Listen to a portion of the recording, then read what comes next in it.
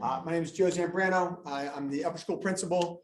You'll be hearing from several other amazing people here. Our dean of middle school, Miss Olivia Gregory. Right, there you go. And we dragged two poor teachers here, Miss Julie Denowden and Mrs. TJ Pettaway. Can we give them a round because they're here tonight? These teachers, I'm like, come on, let's go. I want to show you off because you're all amazing. And so I'll try to be as informative as possible and not go too long. We're going to start with our little slide here. Middle school, known, cared for, and challenged, because we want to make sure that that known part is there intentionally. We are a small school, and that is on purpose. I love coming here because I've been at like public schools and I've been at small Christian schools. And I mean, by small, larger than here, but they were driven by numbers. Like, oh, we want to be big. We want to be big. Well, big is not a cause. You know, your mission statement is your cause. So I love when I interviewed here, I made sure, I said, okay, I want to make sure I'm going to the place that has the same values that I do. I don't want us to be pressured to grow, because if you're pressured to grow, you have to just take anybody and everybody. But if you want to be intentional and create a community, you need the right people. And we need, by staying small, we can know each one of your children. And we want to know their story. We want to know who they are. And even when they want to be quiet in the back of the room, that's okay. But when you're sitting by yourself, we're going to come up next to you. What's your favorite ice cream? Ice cream. And I said, the ice cream is not a flavor. I need a flavor. And then you're just going to start asking them questions and find out more about them, because they do want to be known. They do. They may be quiet, but everyone wants to be able to tell their story. And we want that. We want to care for them and encourage them. I'm a huge fan of positive reinforcement. I want to make sure that we are affirming as much as possible. Okay, I believe that in both coaching and teaching. I think positive reinforcement will get you far further in getting to know a child and getting the best out of the negative reinforcement. The challenge part, I want to make sure we put that in there too, because that is our job. So if you know, Sally comes home, this is hard, and say, you know, we are not trying to overwhelm you. We are not. And if it's hard to the point of causing you tears, we need to know about that, and we'll provide supports for you. But we've got to teach you on how to do a presentation, how to problem solve, how to be responsible.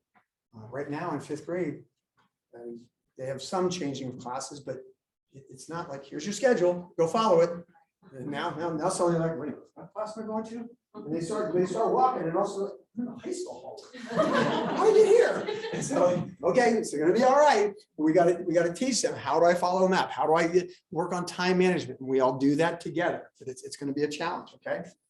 I started with our mission statement because I love it. It's very simple. It's brief. A lot of mission statements can be very long and quite honestly set all these giant goals that are very difficult to reach. This one here is to educate students to bless our world as disciples of Jesus Christ. I wanted to make sure I put that there because that is our foundation, and I will go back to that again and again and again in decisions I make. I say, okay, is this following the mission statement? Now then, for you and myself, I have 2 middle school kids. One's in 7th, one's in 8th, and what is happening to my child? That was what I asked myself. I've never read this book, by the way, but I found this book when I was looking into this presentation. I loved it. This is why you should pray your kids get caught, because your kids are doing some crazy things right now. I can do this. I can do. One kid, when I was teaching, I saw them cheating. They kept their iPhone underneath the paper. So I just walked up and turned the lights out, and the lights go on to the paper. I'm like, I think we got a problem here. But this is a safe place to make some silly mistakes and to grow together. But some weird things are happening. You want to see some weird things? Come to our middle school boys basketball game. I watched it last week. They run like that, okay? Because they're growing all kinds of different ways. There are sadly serious knee injuries because some girls and boys grow too fast. So many bizarre things are happening. They need more sleep. They're getting uncoordinated. And I put in bold, they have a distinct difference in body and brain growth. You may look like you are a mature person. You are not behaving like one at all. Okay. And it's not necessarily their fault. And that's one thing that teachers I understand it. I mean, middle school boys, you got to run. Okay. They're like wild Mustangs. Okay. You need some energy. Yeah, I do. You're going to run around the school. What? Run around the school. If you're not here back in 2 minutes, You're going to run again. Okay. And there they go. They have no idea why they're running, but they're just running. Okay. And we do these things on purpose.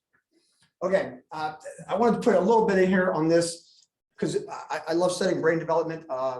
My bachelor's was in communicative disorders, speech pathology, audiology, and I went into deaf education because it is fascinating on how their brain is growing. This is one of the first times they begin to get a sense of who they are. Okay, I'll put this inhibiting impulses. This is key. Yesterday I had a ninth grader. We call them old middle schoolers. I said, okay, so you did X. He's like, yeah. And did you know it was going to get you in my office? Yeah. So why'd you do it? He's like, I couldn't help myself. This is they dared me. And I was like, I'm going to do it. I was like, okay, so you do know we've been through this before, my friend. So we're going to have some guys. Yeah, I never figured as much. I'm like, all right. So he just said they will flat out say, I couldn't help myself. But we're going to work on that. We're going to work on that together, and we do it together. The next part is significant change in behavior, cognition, and emotions. Okay, all that to say, there's a lot of things happening. We know that, and we will be patient with a lot of it. Okay, and we will work with you on a lot of it. But again, this is where we have to do this as partners. Okay, and we're just saying, be ready for a lot of these changes. How we address it, Christ-centered classrooms. Okay, this slide, I like it and I don't like it because I'm a very pragmatic person. I was in the Marine Infantry.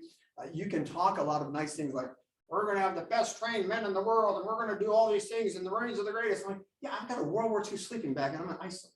Okay, that really happened. And so I'm like, this does not feel like we have the best trained guys in the world. So that's what the poster said. I'm out here. So we're going to say some things and I'm going to explain how we're going to get it done. Their questions, our students, these middle schoolers, we want them asking questions that require and deserve closer and more thoughtful examination. It is time for us to teach them, slow down for a moment. We're going to slow down and think about this. This is a deep concept. So for 5 minutes, we know you got 5 minutes in here. We're going to go through this and we're going to start getting a little bit deeper with it. This is, again, when the brain is newly capable of concept formation, problem solving, imaging, being more conscious of self-image, creating a structural concept of a world, processes, cause and effect. A whole bunch of different things are popping through their brains. Neural synapses are going. Adolescence is the first experiment of self, and they have zero practice in it.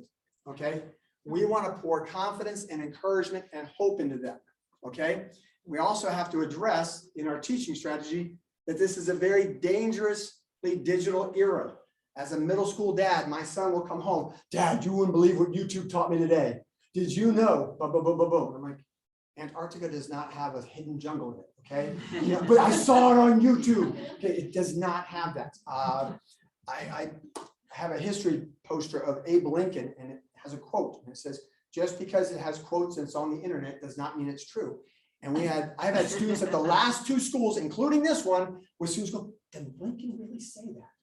And you have to go, okay, this is where we're going to process our growing brain. We're going to process our growing brain for 5 minutes. I want you to think about the internet and when it came around and when Lincoln was around. We're going to process that together.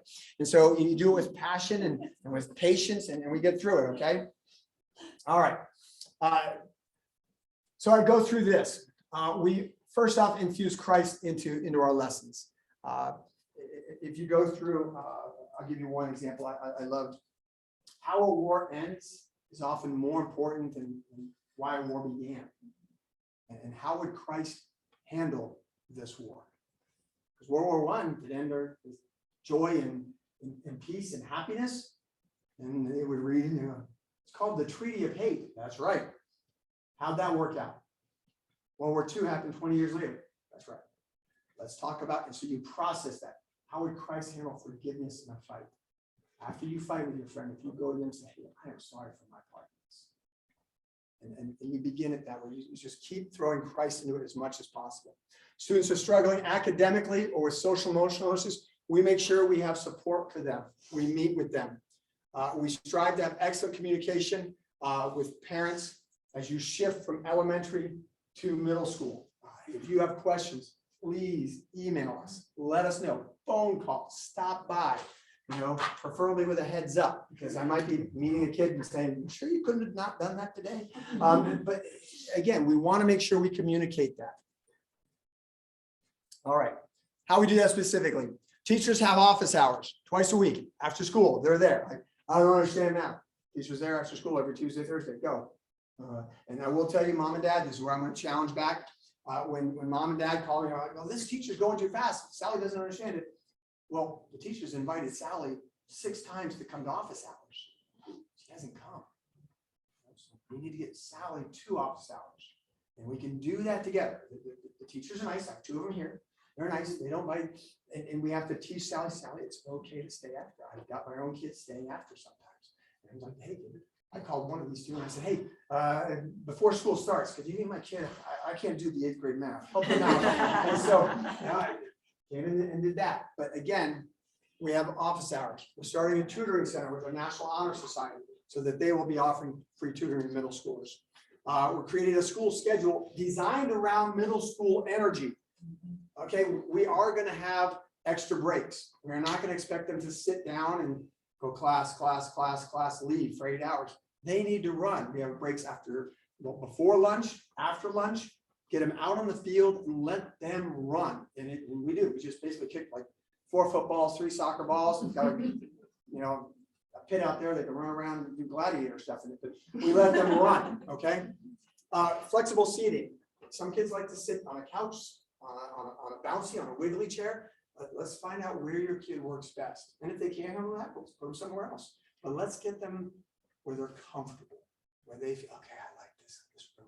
Can we turn down the lighting a little bit? Can we take the intensity down a notch? Yes, we can. Mental health support strategies. I don't understand it. A lot of kids have a lot more anxiety. I admit I'm old school, but let's address it. So we've now got a part-time therapist who says, "Hey, I've got an extra period, and next year we're going to have 2 periods in the day where they can sit down and meet with kids who are struggling with things." We have a full-time chaplain who's happy to sit down at any time with you. We try to, if we know the story and what's going on, we're fine. We're fine, but we have to know the story. And that's why it's on us to start initiating those kind of conversations. The challenges. One part is mom and dad and myself included, we can all be protected. My daughter was like 2 years old. I went to go pick her up at the daycare, and I walked in just in time to see another 2-year-old, this big old husky boy, knock her down. And before I knew it, I grabbed him by the arm and I pulled him off my daughter, and I realized, you're holding a 2-year-old boy. Let him go. I don't know how he got off her. Come on, let's go. That guy did it. We want to be protective of our children. We want to. If they're hurt, we're hurt. Absolutely. I just beg, before we all, trust me, that's my wife. I'm before you fire the email, so-and-so is tearing into my daughter. Ask your daughter or your son a lot of questions. I will tell you, and Mr. Gregory will tell you, a lot of times we're like, this student did this, this, and this, and this. And Sally and Bobby might forget to, yeah, I did kick him in the shins, call them ugly, and then smack them across the face first. But this is what they did to me. And that happens a lot, believe it or not. And so we have to work on that together. Find out the whole story. We want to give them skills to overcome challenges. Okay, you and Bobby are getting along. Did you talk about me? No. Are you going to talk about me? No. How do you think that'll resolve itself? It won't. If you don't leave schools, you're with him for the next 6 years. Okay, so we got to do something. And so we provide opportunities for them to work and get through that, give them those things. We want to create resilience, grit, and self-confidence. We don't. We have to have that in our kids. Just so you know, my personal study of it, cross country and swim, those 2 sports provide more valedictorians than any other sport. Over the years, I've seen it again and again and again and again. And I honestly think it's because both those sports require a lot of perseverance. You don't join cross country because there's going to be cheerleaders. You don't. And you start the race and you're in pain within 100 yards and you're in pain for a good 10 minutes after the race. You have to suffer and push through. And those things help. So we've got to create that in our kids. A Christ-centered community. And I'll tell you up front here, I have the uncomfortable job of saying, listen, if Bobby doesn't change his behavior, we're going to have an issue. So I know Bobby's gonna make mistakes. Bobby, you gonna stop? I'm gonna stop. Bobby doesn't stop. We talked before, Bobby. We don't like, okay, there's one thing about being frustrated and being mean to your friend, but you're now targeting this kid. You got to stop this, Bobby. This doesn't happen, Bobby. This is the conversation before the conversation. And I will. Every school I've ever interviewed at, that tends to be a weakness because we're Christians. We want to love one another. We don't want to tell somebody they can't stay here. Where is that? Where is that in the Bible? And I wrestle with that. And I go back to Jonah. I look at myself as a Jonah sometimes. I think Jonah didn't cry out for God until he was thrown in the water. And sometimes you have to be put in the fire or in the water to learn a hard lesson. And I've had students come back to me afterwards like, hey, Mr. Brito, remember me? You kicked me out of school. I'm like, oh yeah, I remember you. How you doing? He's like, yeah, no. He's like, I didn't think you'd do it. Nobody kicks kids out of our school. I'm like, yeah, I will. And he's like, yeah, no, I appreciate it. I learned a hard lesson. There are those things. And we have a process we talk through. I want to see a changed heart. I had a discipline issue a little while ago, and also, well, what kids were, what are you gonna do? I go, nothing. I'm not gonna give you the attention. I'm not gonna suspend you. That doesn't do anything. I need your heart to change. I need you to recognize what you're doing is wrong. And if it doesn't change, again, we've been down this. You know me. Please, let's not go down that road. Mom goes, oh, hey, you better hear him, okay? And because again, we want a changed heart. And we have to get to a point where we want to do that. But we want a Christ-centered community where your kids are going to be around good friends. They're going to have people who are going to encourage them. And yes, I'm not going to promise you won't run into middle school madness, but it'll be part of the normal process. Like I learned, okay, if I want to ask a girl to dance, I don't walk up to her and start petting her shoulder. Right, you want to dance? Because they do that, okay? Okay, absolutely will do that. So on our end, teachers have to plan for middle school. We just had a 8-hour professional development on teaching so that kids are not listening to a 30-minute lecture, a 20-minute lecture. They're going 5 to 7 minutes, asking them a couple good questions. In your groups, pair share, think pair share for 2 minutes. Here's your question, go. And then teacher walks around the room, listens, make sure they're all talking about it. Okay, good, what are my answers? Boom, boom, boom, boom, boom. So she introduced the content, the kids learned the content, then they wrestled with the content, then they had to process the content and come up with an answer. Boom, outstanding. Okay, now let's move forward. Boom, boom, boom. And they do it again and again and again. And they chunk that lesson up rather than throwing a whole bunch of slides at you and go from there. Okay. Doesn't work for little middle schoolers. Curriculums. I'm going to be really fast on here. Our curriculum is a myriad of systems that work really well. Okay. Our goal is to help students learn. So I look at any curriculum that is engaging, uses a lot of inquiry, having the kids ask a lot of questions, and will raise the academic standards. I will use Pearson, McGraw-Hill, very common textbooks, but then I say, let's expand it. You have to make a textbook relatable to a student. You have to make the information into an analogy form so the student can process it. It helps students and schools connect with one another, and I have seen that. And the Christ-centered curriculum is one where we ask them a lot of questions and how Christ would respond to it. I've got the numbers 183 versus 179 because I'm a big fan of questioning students as you lecture and as you discuss with them. Jesus was asked 183 questions. He only answered, was it 4 directly back? The rest of them, he responded either a parable or another question back to them. That's the way he taught. And it's a great model for us. I absolutely does this. We do not lower or change or run away from hard academic standards. Our kids are going to be asked, defend your reasoning for faith. And our kids have to be able to think deeply and respond and defend a position. And I absolutely love that. We follow the national standards. We follow the state standards. I will tell you, I tell my teachers, do not follow every state standard. I defy you to find any researchers that says following every state standard is smart. Junior history, when I taught it, it starts in 1640 and ended post-Reagan era, okay? You were never going to be able to get deep on that, never. Instead, the best school I was at, quite frankly, was a Title I public school. And the history department would meet before the beginning of the year, and we'd say, okay, who's taking civil rights? Who's taking World War I? And we would break down who was taking what. And then we would use document-based questions used by the Stanford History Education Group. And we would teach using those. Look at these 4 different documents, examining Martin Luther King, all, two say one thing, 2 say another. Now, students are looking at the source, who's writing the articles, what's their purpose behind writing the articles. Do they have any corroboration? What was the purpose? And so you begin to understand, okay, they have a slant because of this. They have a slant because of this. And you find out the truth behind it. We are moving away from long lectures, inquiry-based learning model. And as I said, we want to integrate Christ by asking as many questions and forcing our students to problem solve.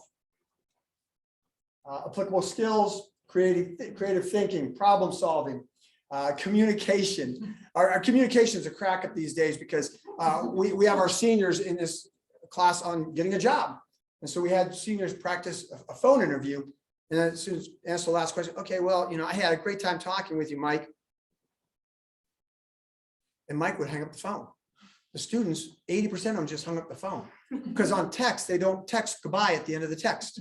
So they just began the habit of hanging up the phone. Like, why y'all just hang up the phone? Conversation over. Did you say thank you? I had a good time interviewing with you. I look forward to hearing from you. Why would I say that? Okay, so we're having to teach them these things, okay?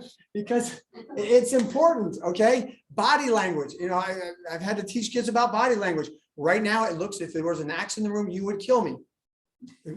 I'm just trying. If you want to say, hey, I'm sorry, Mr. Brown, I'm sorry about what I did. Right now, you still look really mad. Okay, but we have to teach them these things, all right? And again, it's how we do it. Listening skills. Stop screaming, stop yelling, pause. I need you to hear me. And we've got to do these things. So we're putting all this into some specific classes. Building arguments.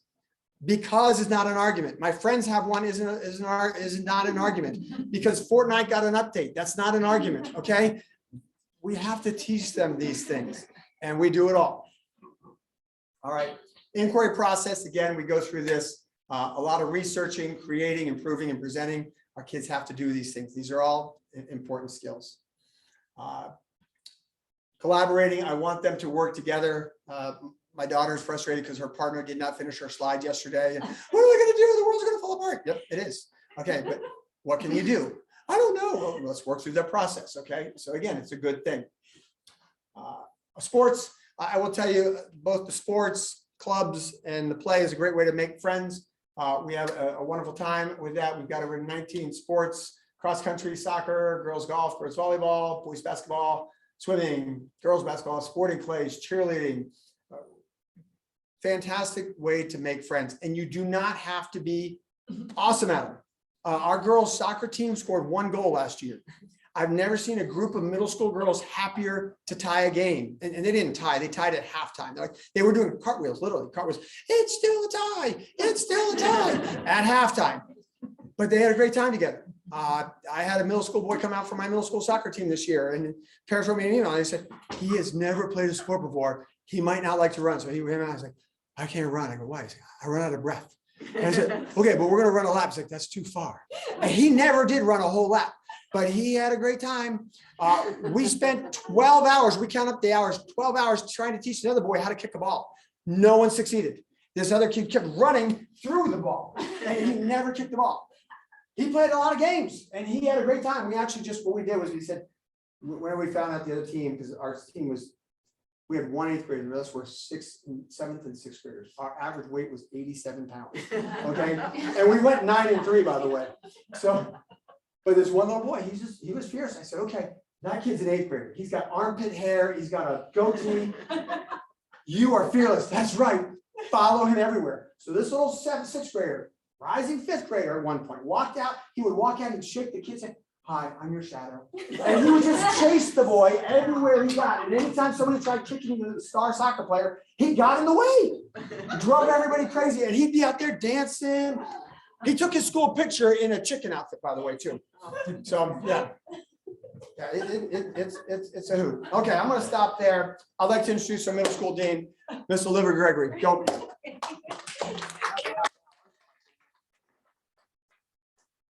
Thank you, Joe. It's great to be here tonight and to welcome you guys. I see some familiar faces, some new faces, and I just want to say first off that I love my job as middle school dean. Some pictures of my family here. My husband Richard and I have been married for 22 years. He is my rock that keeps me sane when I'm like a middle schooler myself. So appreciate him greatly. We have 4 kids. Our daughter Danielle is a senior at Clemson. She's about to graduate in May. And then we have 3 boys. Our oldest son is a freshman at Clemson, and then Henry and Emmett are freshmen here at WCCS. I love working with middle school students because of just who they are. They're intuitive, they're reflective, they're very often very introspective about who they are, what they're struggling with, and they're just plain fun to be around. We as a team laugh so much throughout every day, and they're just great people to be around, and we love that. And I really believe this last statement, and I tell my students in the English 1 class that I teach for 8th grade, is that I really believe that I and our staff will always learn more from our students than they will learn from us. The Lord uses them in our lives to teach us, to challenge us, to encourage us, to inspire us, and we love being around them. So I said this at a parent meeting earlier this year with having 4 children that have successfully made it through middle school, and by successful I mean we all made it out alive. But I can relate to this as a parent.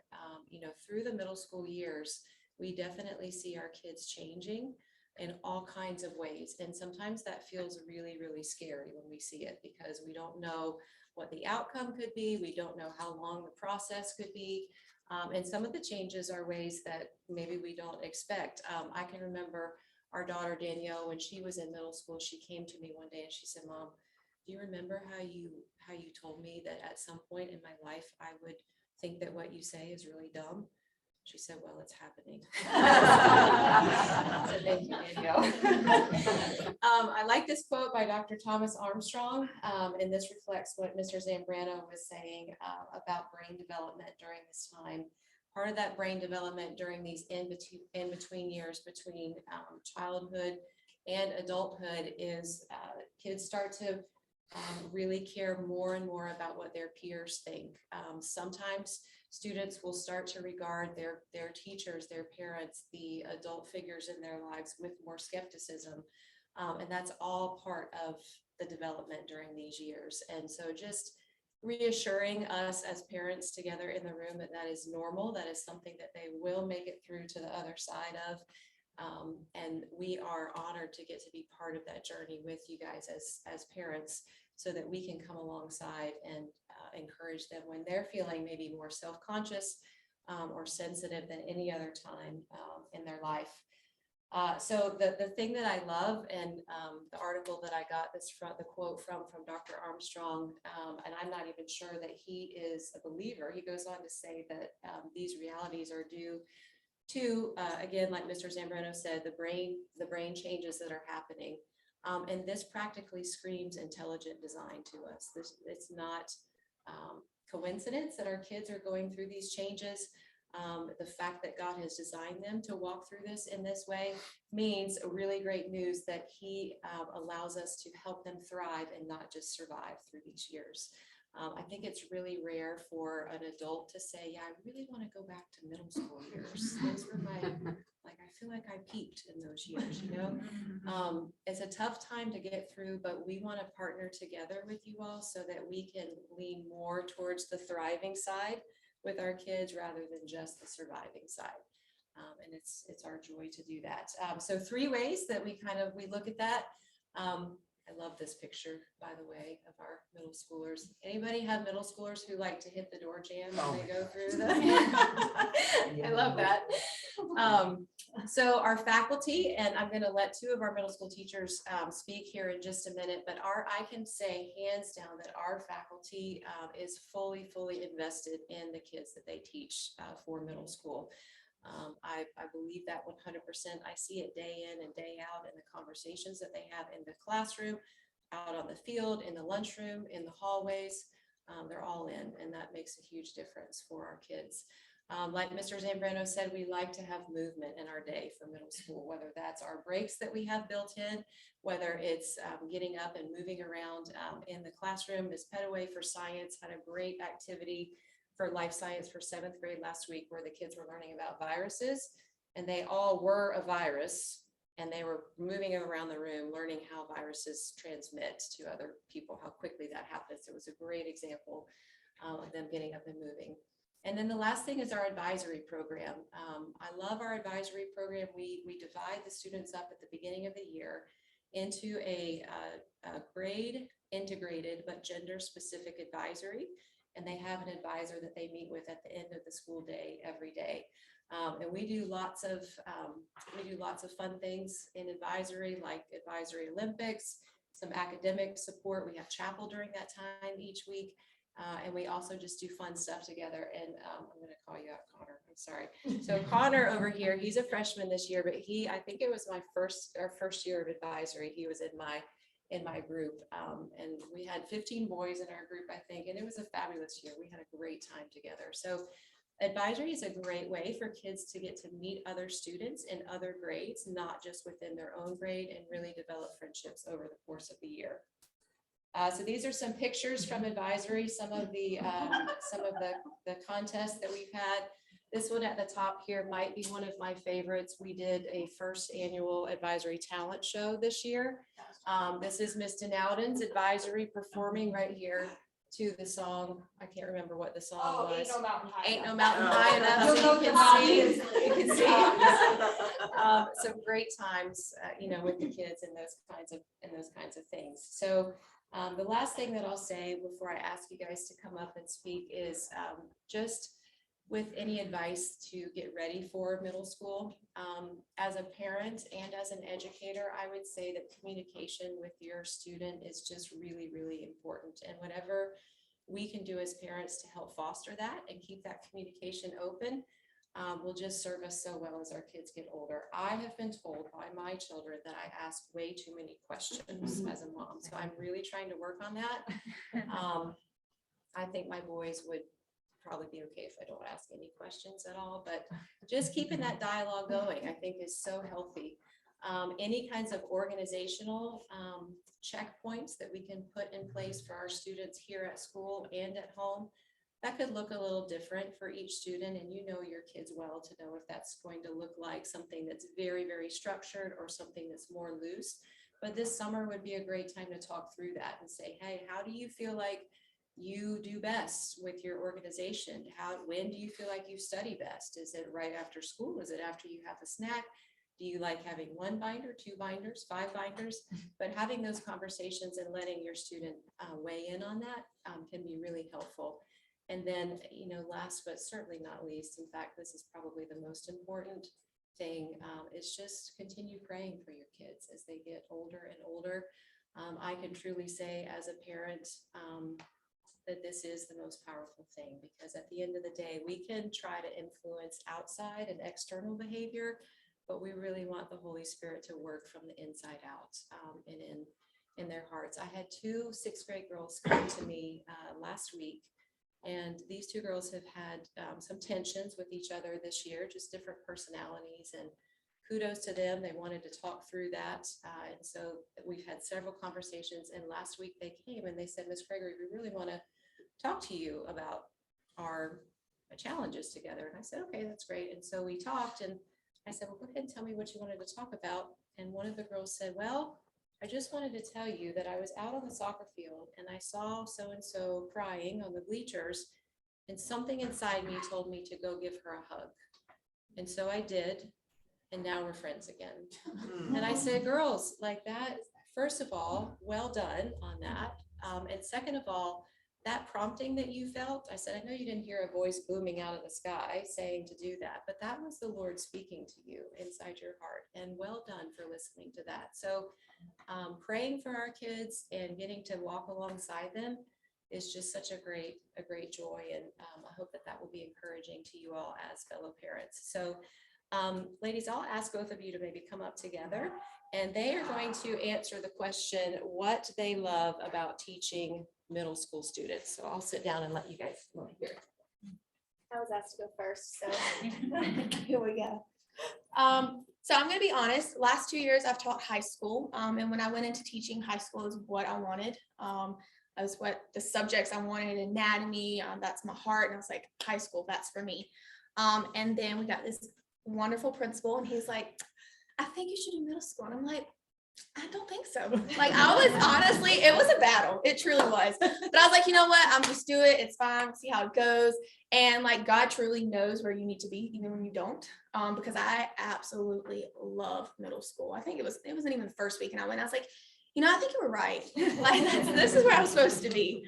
So, and we were talking about this, but they're genuinely just funny. Like I laugh more throughout the day than I would ever in high school. No offense if you have high schoolers. And then I'm also going to be that insane person that says middle school was my favorite time, because it was. I loved middle school as a student. And Joe jokingly, he told me, he's like, you just have the heart of a middle schooler. And I'm like, don't know if that's offensive or not, but thank you. But he's also absolutely right. I truly do have a personality and the heart of middle schoolers, so I just get along with them so well. They joke all the time. They're like, you're literally one of us. And I'm like, thanks. I don't know. And then lastly, I like teaching middle school science, because when you get into high school science or college science, it's very specific. So you're learning really depth about something. But middle school science, it doesn't matter if it's their favorite subject. It doesn't matter if they hate science. They're still learning something about where they are. Like we were learning about space. Everyone needs to know about the stars and moons, right? Like it's something relevant to them no matter what subject it is in middle school. Maybe when you get to high school, if you're in environmental or anatomy, then maybe you might like, that's not for me, which is fine, but you can't say that's not for me in middle school science, because science is for everyone at that stage, because it's such a broad topic. So my story is actually a little bit of the reverse of that. I grew up, I knew when I was in kindergarten that I wanted to be a teacher, and I had my heart set on third grade. I just figured third would be, yeah, I knew it sounds fine. Third grade was going to be perfect. And I've taught third grade for 1 year, and I was like, oh, this is not actually for me. No offense if you have a third grade. So I've actually taught everything from third through eighth grade.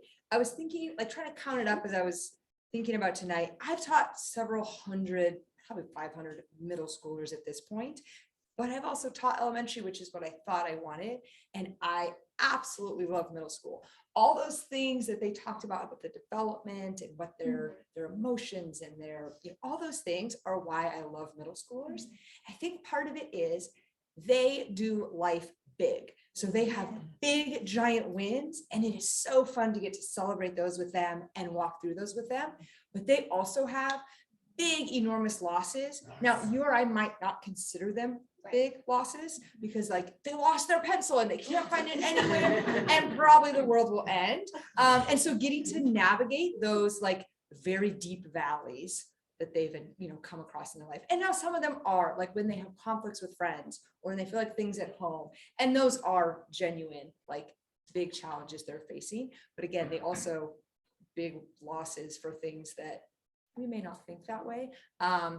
But also just big emotions. When they win a game, like that's a very big deal. When they learn something new, like you can see on their faces, like, whoa, I've been struggling with this. And it's just this big light bulb moment.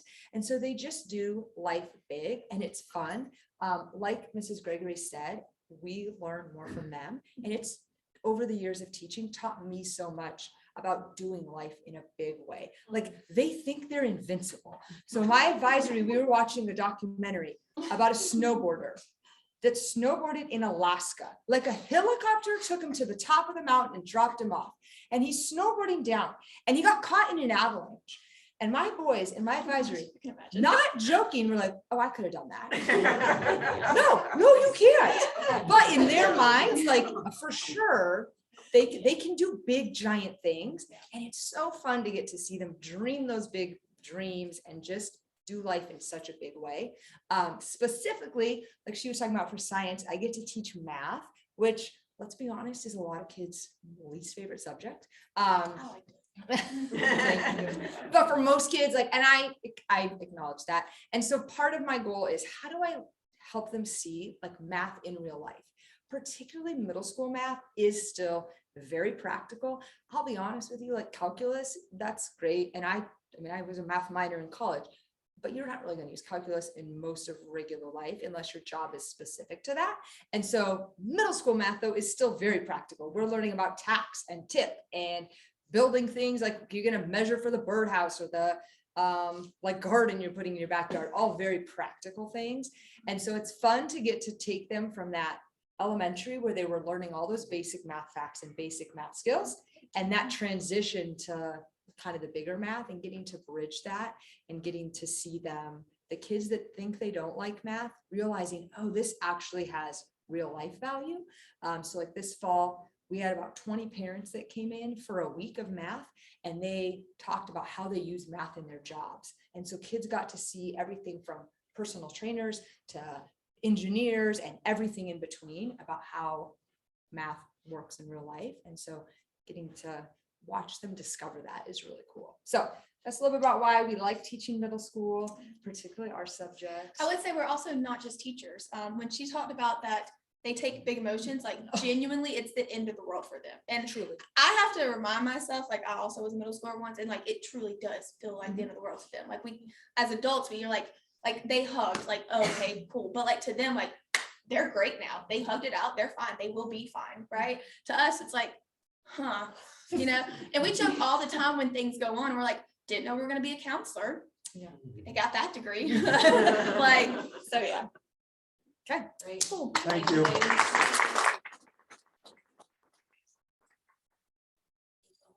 No, I thank you for your patience.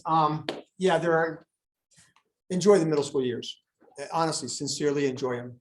They brought up some points that I could go on and on about. If you ever want to have some fun, go through middle school Carline and compare it to high school Carline. Because middle school Carline, she'll tell you, I have about 8 girls out there with me who dance and sing and call out everybody's name as they get out of the car, like, Michelle's here, Michelle. And they run over, they hug Michelle. And when Wyatt, the boy, gets out, Wyatt, hi, Wyatt, Wyatt, hi. And I was like, but we have parents giving us donuts and coffee in the morning. So I don't want to drink coffee, but so I'm not saying that, but the parents are like, this is so amazing that my kid gets greeted like this every day. This never happens. And the kids, when they get out of the car, like, hi, they're all happy to see their friends.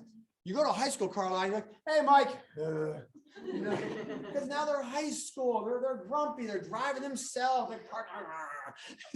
They don't have those giant emotions. So it is fun. And those poignant, special moments. I can't help but leave this one last one. When I do detention, sometimes I'll do a special detention for some kids who I'm worried about.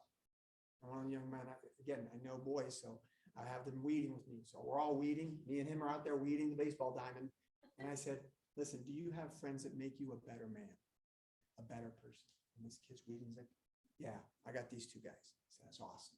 I got these friends. These are my friends that made me. I said, do you make them better? No, I don't think I do. And it was neat because later I found out that the other students were responding, yes, he does in this way. So now it's important for us to go back and, I think you're wrong. I think you do make them better. And this is how you make them better. But as a group, this is how you can avoid being here in the future because you're better than this and you move on. And that's those moments where we get to see them grow and we're excited about it. Okay. All right, Mrs. Zambrano, we're taking our tours now. Yes, so Okay. thank you for coming, everyone.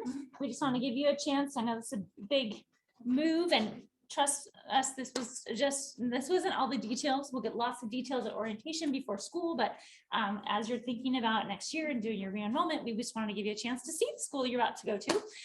So you don't have to stay if you have other kids here and you've seen the school, but if you want a tour, we'd love to give you a tour. So Olivia, myself, and Mr. Zambrano will be taking 3 groups. So if there's anyone that would like to leave, now's your chance. And then maybe we can kind of just group everyone in and do a little quick tour around the school. And we're so grateful that you came tonight. So thanks so much for coming. Thank you. And yeah. Thank you.